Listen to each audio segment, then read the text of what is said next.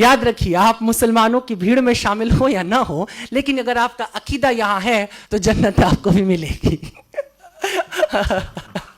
नहीं, वैसे तो कोई नहीं जानता है, मौलाना साहब भी नहीं बता सकते जन्नत किसे किसे मिलेगी, वो तय वही करेगा, वो जो रोजे महशर होगा।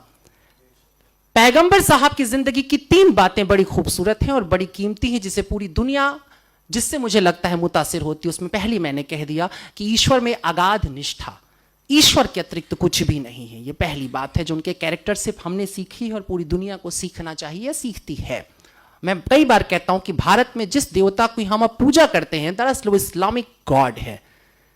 उस ईश्वर को भी कहीं ना कहीं से हमने इस्लाम से सीखा है। वो गॉड वैदिक नहीं है, अभी कुछ अलग है। हम मूर्तियां बना के रखते हैं, बात अलग है, लेकिन वो मूर्तियां कुछ ऐसे से हजी कहता है, यहां तो हर घर में एक काबा होता है।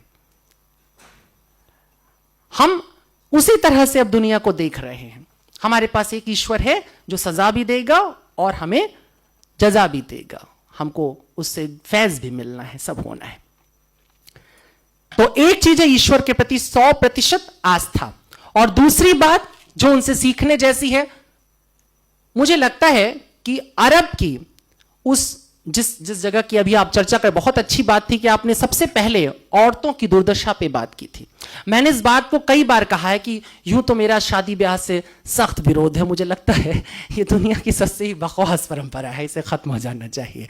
लेकिन फिर भी अगर कभी मेरा दिमाग फिर जाए और मुझे सचमुच शादी ब्याह करने की नौबत आ जाए, तो मैं हमेशा निकाह चुनूंगा, क्योंकि बड़ा खूबसूरत है।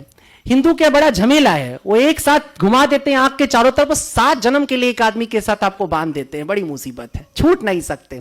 जहन्नुम हो जाए जिंदगी, लेकिन रहना वही है तुमको। ईसाई लोग भी हाथ हाथ पकड़ कहते हैं टिल डेथ, मरने तक हम साथ साथ रहेंगे। देखो ये सुनने में बड़ा अच्छा लगता है, जीने में बड़ा मुश्किल है। कई बार एकदम से मन बदल जाता है। उदय जी एकदम चाव से सुन रहे हैं इस बात को। लेकिन ऐसा है, पर इस्लाम बड़ा क्लियर है, और उसके क्लियर होने की वजह थी, बहुत जरूरी था, क्योंकि औरतों की स्थिति बहुत खराब थी। तो सबसे पहले औरतों के हक में जो बात होती है वो हमको 1450 साल की रवायत के, आज के समय से मत सोचो, उस जमाने के मॉडर्निज्म पे जाओ, उस जमाने के मॉडर्न थॉट के ऊपर जाओ कि किस तरीके से पैगंबर साहब ने औरतों को उनका हक दिया और कहा कि नहीं, शादी होगी तो औरत तय करेगी। तय करेगी माने वो कबूल है बोलेगी तो कबूल, नहीं बोलेगी तो नहीं।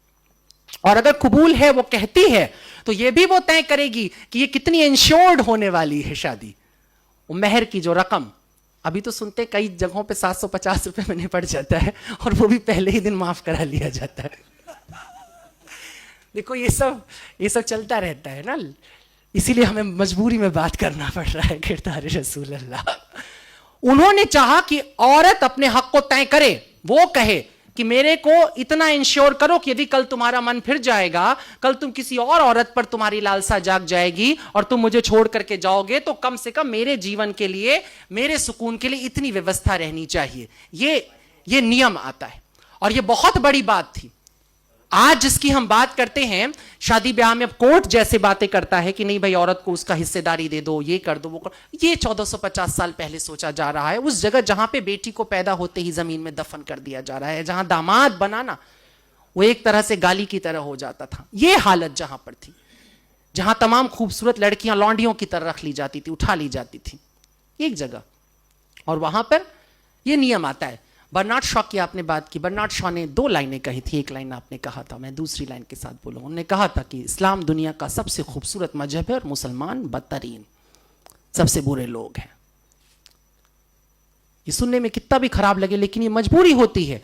स्टेटस के साथ तुम्हें काउंट किया जाता है। तुम दावा करते हो कि तुम्हारे पास बेहतरीन सबसे बड़ा ज्ञान है, दुनिया का सबसे बड़ा ज्ञान तुम्हारे पास है, और अगर तुम उसके बाद जरा भी ओछी हरकत करते हो तो तुम सबसे पहले काउंट किए जाओगे, क्योंकि तुमने कलमा पढ़ा है, तुमने कहा है कि मैं नहीं मानूंगा किसी और को सिवाय अल्लाह के, मैं झुका रहूंगा उसकी बारगाह में, और जो झुका है अल्लाह की बारगाह में, उसके सामने जो सिजदे में पड़ा हुआ है, क्या तुम्हें लगता है कि वो इंसान कोई गुनाह करने निकलेगा, किसी का कत्ल करेगा, किसी को परेशान करेगा?